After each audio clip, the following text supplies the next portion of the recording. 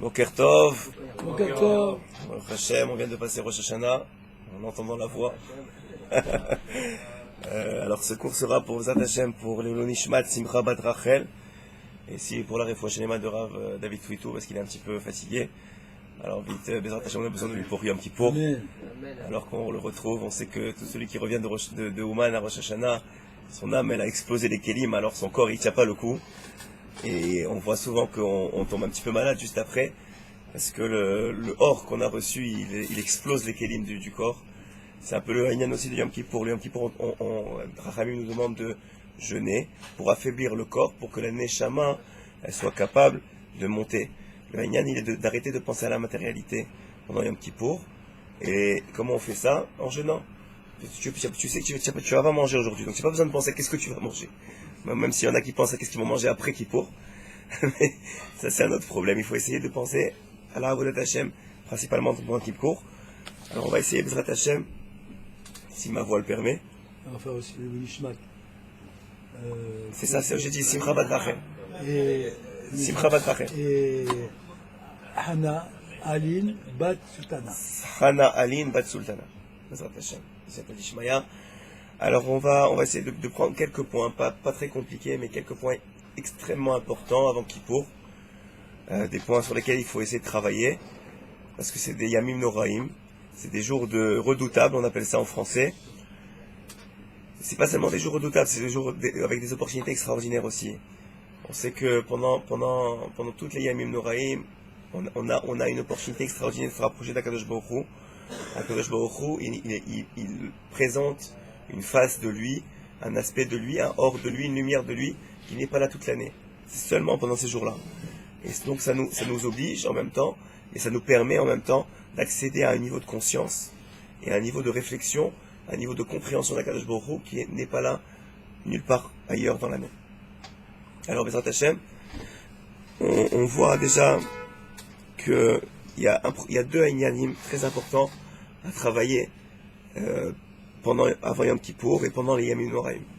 Le premier, ça s'appelle le Koach HaTzibur. J'en ai parlé un peu hier. Le Koach HaTzibur, c'est simplement que on sait que lorsque la communauté d'Israël se met ensemble, j'ai pas de voix, désolé. Lorsque la communauté d'Israël se met ensemble, il y a une ardoute qui se crée. Et quand l'ardoute elle est là, alors ça casse toutes les barrières. On sait peut-être qu'à titre individuel, on pourrait ne pas mériter certaines compensations dans l'année, certaines bonnes choses dans l'année. Mais à titre klali, on fait partie d'un groupe, on fait partie du tzibour, alors à ce moment-là, on est porté par le tzibour. C'est rapporté au nom de Rav Dessler que pendant les Yamim Noraim, à partir du moment où on rentrait à Yamim Noraim, c'est-à-dire Rosh Hashanah, jusqu'à la fin de Sukkot même, il s'assoyait pas à sa place. On sait que le Rav Dessler c'était un manéig d'une yeshiva. Il était le Baal Moussar d'une grande yeshiva, et il s'asseyait parmi les Talmidim. Et ces Talmidim demandaient pourquoi on s'asseyait parmi nous. Vous avez votre place, Baruch Hashem, de Rav. Et il disait, pendant Yamim Noraim, je ne veux pas me faire remarquer. Je suis parti du Tzibour. Comme ça, il disait. C'est rapporté aussi une autre histoire, au nom du Chazon Ish. Excusez-moi. Au nom du Chazon Ish. Alors le Chazon Ish, il disait, il y a un jour quelqu'un qui est venu voir le Chazon Ish. Il lui a demandé, il lui a dit, c'était à l'époque où commençaient les assurances, etc. Il lui a dit, Kvod Harav, est-ce que c'est autorisé ou pas de prendre une assurance vie? Parce qu'à l'époque c'était controversé, est-ce que c'était un manque de bitachon en Hachem, etc. Et alors, merci beaucoup.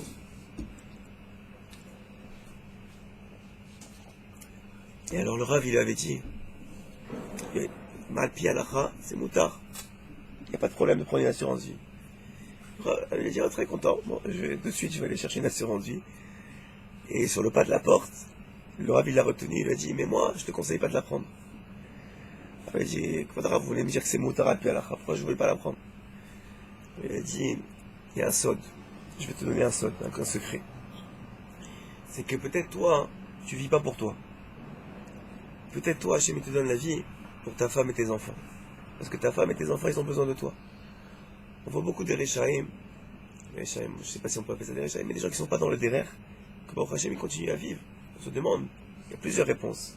Comme il a dit, la Torah, Shevem Panim, la Torah. Il y a plusieurs réponses. Mais il y a beaucoup qui sont pas dans le derer. Et Stam, ils continuent à vivre, et Baruch Hashem, ils ont même une belle vie. Une des réponses, c'est que souvent on voit que le petit-fils, l'arrière-petit-fils, c'est un Baal Tshuva. Mais pas n'importe quel Baal Tshuva, un grand Baal Tshuva. Quelqu'un qui revient avec force à la Torah. Que Ramim ils disent que juste pour lui, des milliers de générations ont vécu. Ça veut dire que des fois, il y a un petit-fils, un arrière-petit-fils qui va arriver, et toi tu vis pour cette personne-là. Toi tu vis parce que tu vas mettre dans le monde cette personne-là. On sait que, par exemple, il y a beaucoup de grands de la Torah qui sont des descendants de Guérim, qui sont des descendants convertis. Meir Balani, c'est un descendant de Guérim. Rabbi Akiva, c'est un descendant de guerre.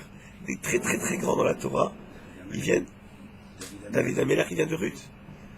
Ça veut dire des très très grands dans la Torah, qui sont venus de qui? De gens qui se sont convertis. Pourquoi?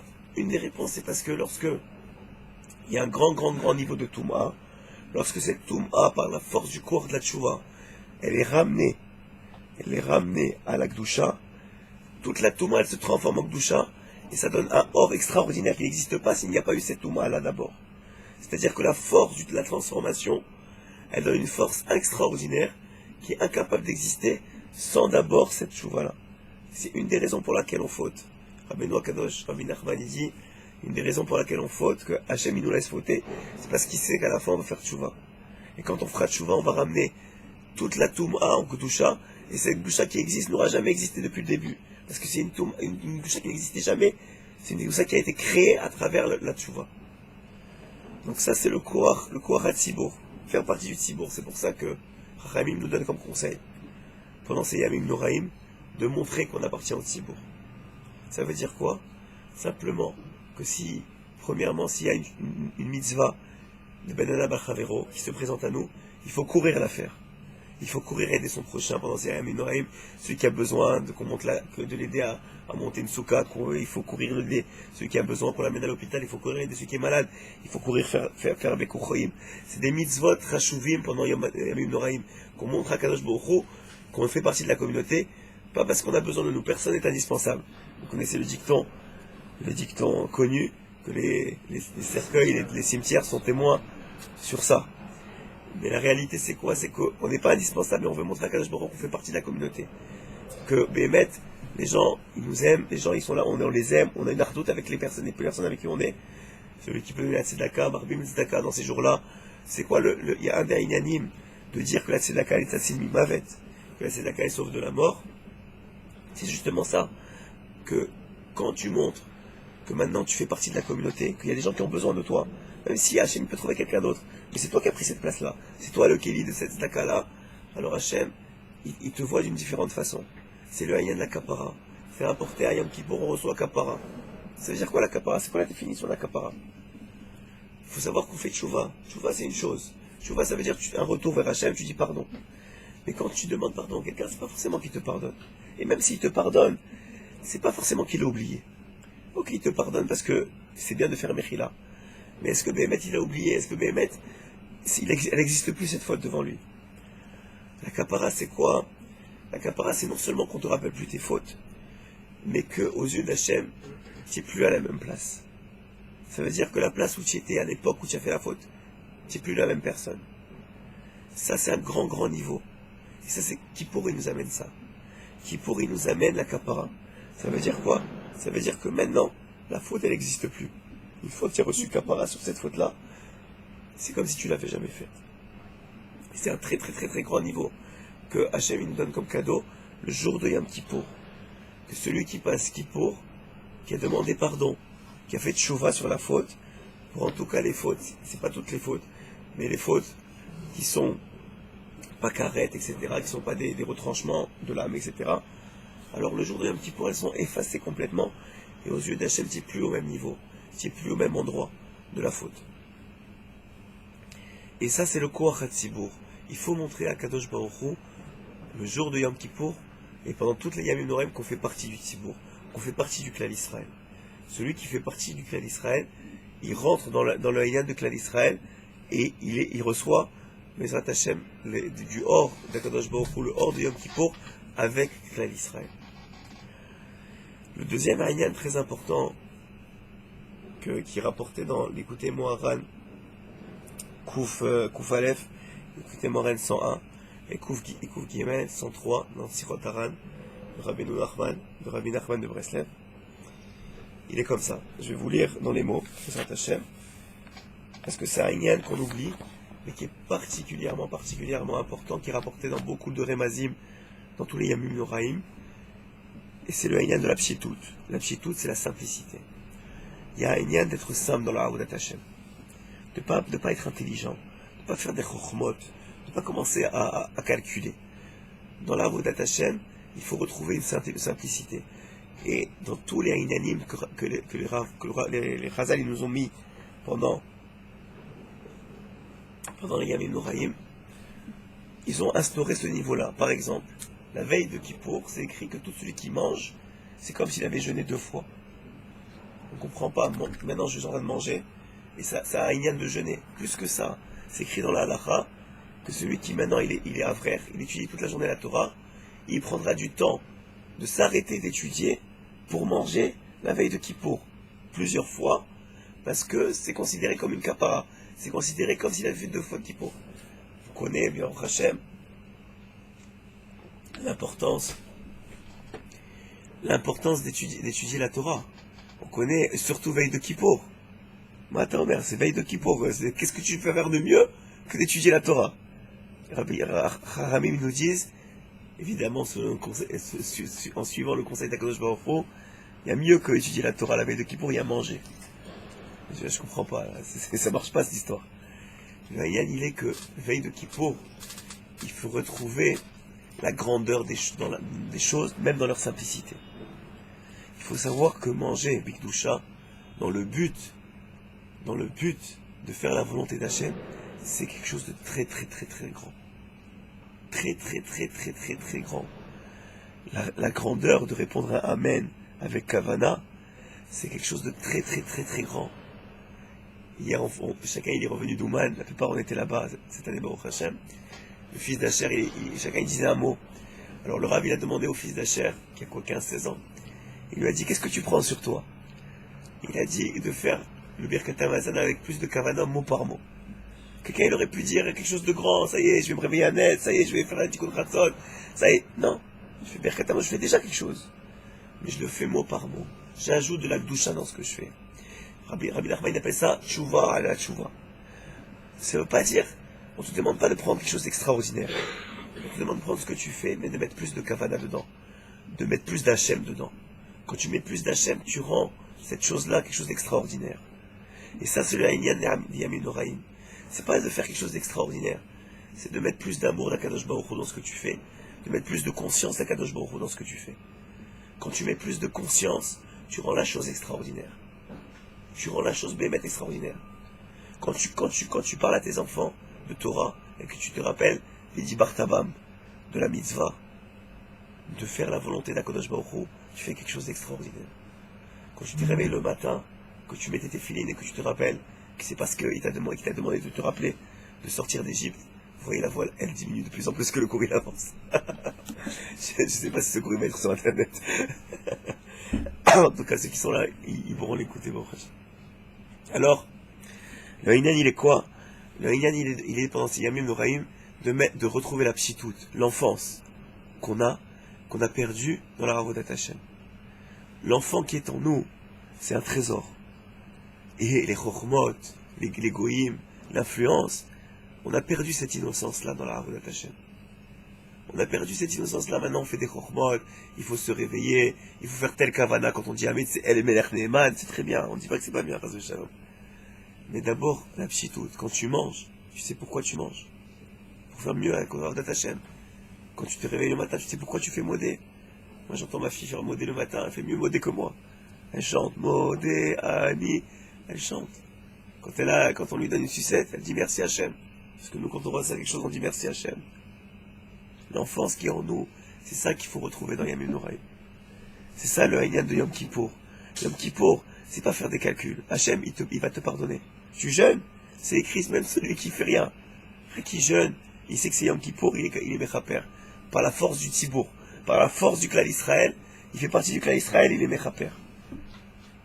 Il est Mechaper. Ce qu'il faut retrouver dans les Yamim Noraïm, au Chaba Asher. Ce qu'il faut retrouver dans Yamim Noraïm, c'est la pshitout, c'est l'innocence, c'est la simplicité de la Avodat Hashem. C'est dans chaque chose qu'on fait, mettre un peu plus la Kadosh Baruch Hu. Ça, c'est le secret des Yamim Noraïm, ça, c'est le secret de Yom Kippour. Et c'est ça qu'on te demande. Parce que la vérité, lui, c'est rara. Il te donne beaucoup de koach pendant ces jours-là. Parce que tu as peur, tu sais que ton tournoi va se décider.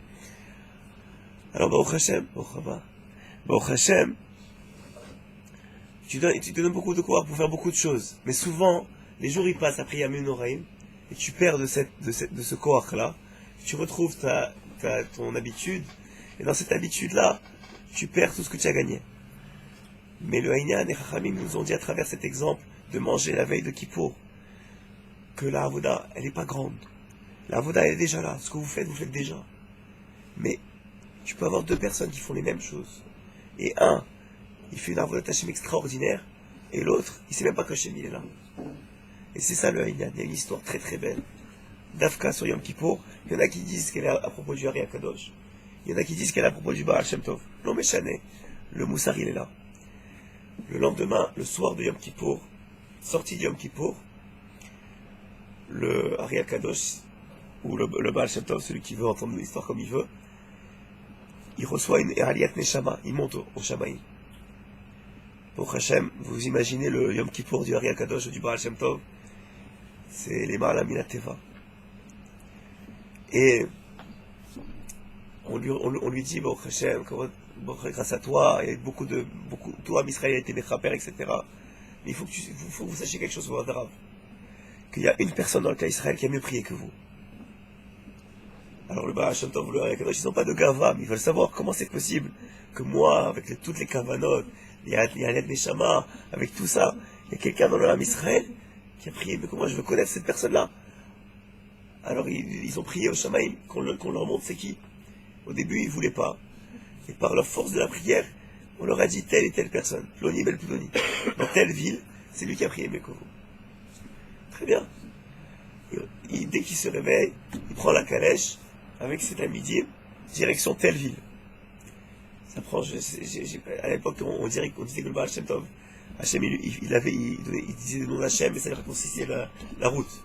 Alors j'imagine dans la même nuit, il se retrouve chez la personne même, il tape à la porte, il voit Anish Pachout, simple, habillé normalement, pas de chapeau, pas rien. Il lui dit, vous êtes telle et telle personne? Il dit oui. Il dit, s'il vous plaît, dites-moi, qu'est-ce que vous avez fait ce Yom Kippour? Il dit, ah, Mechila, je savais qu'il y avait un Rav qui allait venir. Il dit, qu'est-ce qu'il y a? Il lui a dit, la vérité, j'ai même pas été à la synagogue. Il dit, comment ça peut être à la synagogue? Et il lui a dit, j'étais en train d'aller à la synagogue, et j'étais en retard, etc. Et je me suis retrouvé dans la nuit, coincé dans le champ. Et je pouvais même pas aller. Et je suis arrivé en retard, etc. Mechila. Il dit, mais qu'est-ce que vous avez fait? Qu'est-ce que vous avez dit? J'ai dit, la vérité, je sais pas faire la prière. Comment ça, tu sais pas faire la prière? Il dit, j'ai pas appris, je sais même pas lire la Lef-Bet. La seule chose qu'on m'a appris, c'est la Lef-Bet. Alors ce que j'ai fait, j'ai dit à Kadosh Baruch Hu, regarde, je suis coincé. Je peux rien faire. Je sais que toi, tu peux tout faire. Moi, ce que je vais faire, je vais dire ce que je sais. Aleph, Bet, Gimel, Dalet, He. Toi, tu prends ces lettres-là et tu en fais ce que tu veux. Le Yom Kippour, du début à la fin, j'ai répété Aleph, Bet, Gimel, jusqu'à Taf, et j'ai recommencé. Et j'ai dit à Kadosh Baruch Hu, toi, tu sais ce que tu dois faire avec ça. Il a dit, maintenant je comprends. Pourquoi lui, il a fait une meilleure prière que moi. Le Haïnyan de Yom Kippour, le Haïnyan de Yamim Noraïm. Maintenant qu'on a mis Akadosh Baruch Hu, Melech, Malchei Melachim sur nous, à Rosh Hashanah, c'est de ne pas avoir de Chochmot. De retrouver l'innocence qui est en nous. De retrouver Akadosh Baruch Hu qui est en nous. Ça, c'est celui qui arrive à faire ça, il a tout gagné à Yom Kippour. Parce que sachez, vous allez être pardonné. Hachem, il nous aime. Kippour, il pardonne. Le jour même de Kippour, il pardonne. C'est la Gemara Mefureshet. Le jour même de Kippour, le fait de passer Kippour, les fautes qui sont concernées par Kippour, elles pardonnent. Donc le Haïnyan, il est quoi? Il est retrouvé à Pshitout. Alors on va lire dans les mots Rabbi Nachman de Breslev. Pour celui qui veut voir, c'est Sichotaran Kouf Aleph. Kvar Mevoar Kama Pe'amim. Il a été expliqué plusieurs fois. Chez En Sichim Shum Chochmot Ba'avodat Haboré. Qu'il n'y a pas besoin d'aucune intelligence dans la Avodat Haboré, dans la Avodat Hashem, dans le service divin. Yidbarach. Rak, seulement. Regardez les mots qu'il utilise. C'est des mots extrêmement forts. Timimut, sincérité. Pshitut, simplicité. Ve'emuna, et la foi. Celui qui arrive à avoir, aussi grand que soit-il, à avoir de la sincérité dans ses paroles, la simplicité dans son comportement, et de la foi ça veut dire tu as confiance dans l'avenir, c'est-à-dire que tu as confiance à Hachem. Alors à ce moment-là, la simplicité, c'est plus grand que tout. C'est plus grand que tout. Qui Hachem Yitbarach, Akadosh Baruch Hu, Hu Bevadai, Gavoa Minakol. Parce qu'Hachem Yitbarach, c'est sûr qu'il est plus grand que tout. Vehu Yitbarach, Pashut Betachit Apshitut, c'est lui la simplicité par excellence. Il dit Rabbeinu Akadosh dans un autre Sichotaran que celui qui a tout compris, c'est celui qui a rien compris. Quand tu comprends que tu n'as rien compris, c'est là où tu commences à comprendre. Quand celui qui commence à se vider, c'est lui qui peut recevoir la Chokhmat Hashem. Le Haïnyan à Yom Kippour, c'est de prier pour cette simplicité-là. Si c'est pour prier, on a travaillé sur la Hanava pendant tout. On a dit que le Hitkar de Rosh Hashanah, c'est la Hanava. C'est de s'abaisser, c'est la chifloute, c'est de prendre mes nerfs sur nous. Maintenant, le Hitkar, c'est une fois qu'on a essayé d'attraper un peu de cette Hanava, c'est de retrouver l'enfance, la sincérité, la simplicité dans la Avodat Hashem. C'est de prendre chaque élément qu'on fait et de mettre un peu plus d'Hachem dedans. Celui qui arrive à faire ça, il a gagné énormément. C'est le Haïnyan de la Tchouva à la Tchouva. C'est pas de prendre des choses extraordinaires, c'est de prendre des choses, des brachot, de dire les mots et de penser ce qu'on dit. Tu fais une bracha shakoni abidvaro, tu t'arrêtes, Baruch Ata Hashem, tu penses c'est qui Hashem. Elokeno, tu dis c'est qui Elokeno, c'est Hashem, c'est quoi? Hashem, c'est Uraya Ovevi, il a été, il sera. Elokeno, c'est celui qui contrôle tout. C'est des choses très très simples. Mais quand tu fais ça, tu sais pas ce que tu es en train de faire. Tu sais pas ce que tu es en train de faire. C'est des mondes que tu crées dans le ciel, des mondes et des mondes. Et c'est ça tout le Haïnyan. Le Haïnyan, il est deux choses. S'attacher au Tzibour, c'est le Kohar du Tzibour qui fait force à Kippour. C'est le Kohar que maintenant, c'est Am Israël qui passe ensemble. On sait qu'à Rosh Hashanah, on a dit sur le cours de Rosh Hashanah, chacun y passe individuellement. Chacun y passe devant Kadosh Baruch Hu individuellement. Toi, tu es jugé selon ce que tu fais toi. À Kippour, c'est pas ça. À Kippour, c'est le Kohar du Tzibour. C'est pour ça qu'à Kippour, il y avait une personne, le Kohen Gadol, qui rentrait au Kodesh HaKodashim, et qu'est-ce qu'il faisait? Il priait pour tout le monde. C'était le Kohar du Tzibour. Il priait pas pour lui et pour lui et pour lui, non. Le Kohar, c'est plus que ça. Pourquoi il priait le Kohen Gadol? Quelqu'un sait pourquoi il priait? On aurait cru, prie pour Mashiach, prie pour une part d'Asabé Shefa, prie pour qu'il n'y ait pas de maladie, prie pour qu'il y ait pas de mort. Il avait quelques secondes, prie pour quelque chose. Pourquoi il prie? Écoutez bien. Il prie à Kadosh Baruch Hu. C'est extraordinaire. Il prie à Kadosh Baruch Hu que si maintenant dans l'année, il y en a un qui marche dans la rue, et il pleut, et maintenant les fermiers, l'agriculture, elle a besoin de cette pluie-là, mais lui, il est incommodé par la pluie. Et il prie à Kadosh Baruch Hu, s'il te plaît, arrête la pluie, parce que maintenant je reçois de la pluie, et je vais être mouillé. Que à Kadosh Baruch Hu, il n'entende pas cette fille-là. On comprend pas. J'ai trouvé que ça pour prier. C'est quoi le Haïnyan derrière ça? Maintenant qu'on a fait cette introduction-là, on comprend. Le Haïnyan, il est qu'une prière Beyachid, elle vient pas affecter le Tzibour. Parce que la force L'important, c'est le Tzibour. L'important dans Israël, c'est le Klal. C'est pour ça que Mashiach il viendra lorsque la Sinat Rinam elle sera réparée et que la Ahavat Rinam elle aura lieu entre nous. Ça veut dire quoi? Ça veut dire qu'il y aura un chibour entre chaque Neshama de Am Israël. C'est ça le Hanyan de Kippour, c'est de retrouver la Hardout. Moi je suis rien, moi j'ai fauté, toi t'as fauté, l'autre il a fauté. Aussi grand qu'on soit devant Kadosh Baruch Hu, on n'est rien. Ça c'est le Kohar de Yom Kippour.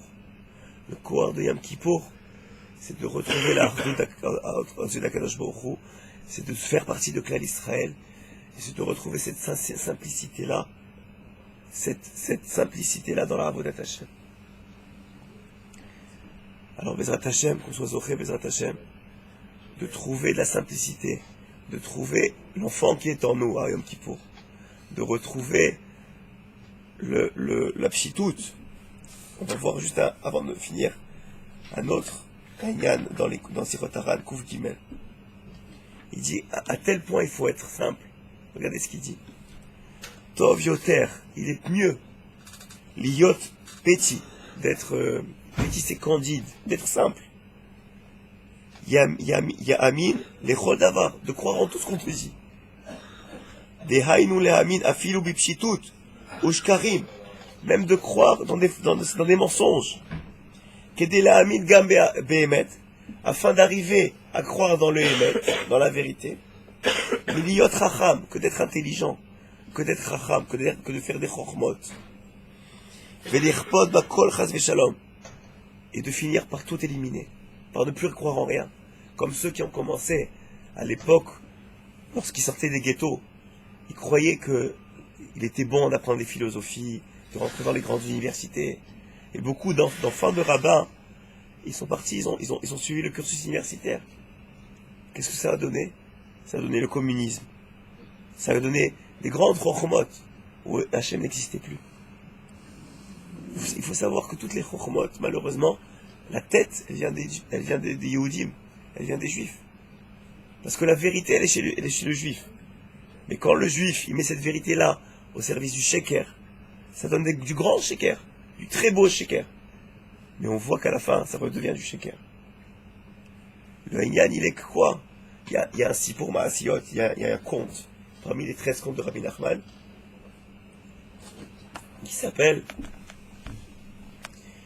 qui est parmi les 13 contes de Rabbi Nachman, qui s'appelle Le simple et l'intelligent.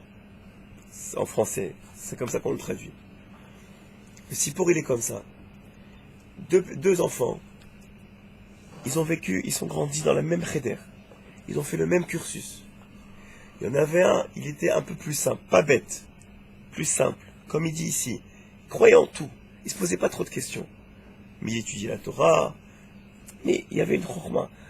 Entre parenthèses, il y a un inyan comme ça, chez les chassidim, qui dit, on sait qu'il y a beaucoup d'histoires sur le Baal Shem Tov. Des histoires assez extraordinaires, qui sont difficiles à croire. Les chassidim, ils disent, celui qui croit en tout, il est pas chaud, il est un peu simple. Mais celui qui pense qu'il y en a une des histoires qui n'est pas vraie, il est kofer ba Torah. Il renie la Torah. Qu'est-ce que ça veut dire? Ça veut dire qu'il y a un équilibre entre le fait d'avoir une simplicité et de croire surtout Emunat Rachamim. Rabbi David Pinto. Souvent, je l'ai vu, quelquefois j'ai eu l'honneur de le voir. Et souvent dans ses shiur, il dit, moi quand je donne une bracha, j'ai pas de pouvoir. Il faut savoir que la bracha elle s'accomplit parce que les gens ils sont ma'amin en moi. Ils sont ma'amin que la bracha elle va s'accomplir. Ils sont ma'amin en mon grand-père, Zichrono Livracha, Zichroto Yaged Aleinu Rabbi Chaim Pinto. Ils sont ma'amin dans la force de Kohar du Tzadik. Quand ils sont ma'amin au Kohar du Tzadik, ce Kohar là, il a une telle influence dans le ciel que Behemet c'est ça qui arrive. Et le Inyan, il est ici, dans l'histoire de Rabbeinu. Il y avait, comme on a dit, deux élèves, deux personnes, que Behemet, l'histoire elle est longue, mais on l'a fait Bekitsour pour prendre l'essence de cette histoire-là. Ils ont fait le même parcours. Il y en a un, il était malheureusement pour lui très intelligent. Mais dans l'intelligence, il n'a pas la bonne intelligence. Et l'autre, il était intelligent, mais plus Bepshitout. Quand ils ont commencé à finir le cheder, ils avaient tous les deux des parents très riches, des commerçants. Et les deux pères, ils ont fait faillite. Quand ils ont fait faillite, chacun il a dit à son fils, je peux plus subvenir à tes besoins, débrouille-toi. Le Pachout, il s'est pas trop posé de questions. Il a dit, comme Rabbi Meir Baladis dit dans la Gemara, il faut apprendre à son fils un métier, mais pas un métier qui s'allie, un métier pour qu'il subvienne à ses besoins, pour qu'il puisse être tranquille, pour étudier la Torah, et qu'il n'en vienne pas à voler. Alors, il dit là-bas, qu'est-ce qu'il a fait? Il a appris le métier de cordonnier. C'était pas le meilleur cordonnier. Il gagnait un peu d'argent. Il avait un seul vêtement. Et à chaque fois, il disait à sa femme, le jour de Shabbat, donne-moi la redingote. Mais en vérité, c'était le même vêtement. Mais il l'appelait différemment pour lui donner de l'importance à Shabbat. Et la semaine, il me dit, donne-moi ce manteau. C'est le même manteau. Mais il l'appelait différemment. Pepchitout. Et sa femme, elle se moquait de lui. Elle lui disait, mais je comprends pas, on a bientôt fini. Elle lui disait, mais je comprends pas. Regarde, tu gagnes presque rien. Et le Shabbat, il mangeait toujours la même soupe. Et des fois, il lui disait, donne-moi ce bel agneau. C'était toujours la même soupe de poulet. Et la semaine, et comme ça, il faisait. Et l'autre, il a dit, non, je peux pas faire maintenant un métier comme ça. Je vais faire le tour du monde, et je vais essayer d'apprendre le meilleur des métiers. Alors, il a pris une caravane, il est arrivé dans une ville. Premier métier qu'il apprend, il voit que les gens dans la mode, ils sont très bien habillés, ils parlent bien. Alors il a dit, je vais travailler pour eux. Bien sûr, quand tu commences dans un métier, tu travailles comme rien du tout. Alors il faisait les courses, il allait les retours, etc. Et bon, au fur et à mesure, il a gravé les échelons, il a commencé à devenir le meilleur vendeur, il parlait très bien, etc. Mais ça ne lui suffisait pas. Il a dit, c'est pas pour moi. Il faut que j'aille dans une autre ville. Il est parti dans une autre ville. Il a appris le métier d'orfèvre, le métier du bijou. Il est devenu le meilleur des bijoux, tellement qu'il était insatisfait toujours, parce qu'il voyait le défaut dans son bijou que les autres ne voyaient pas.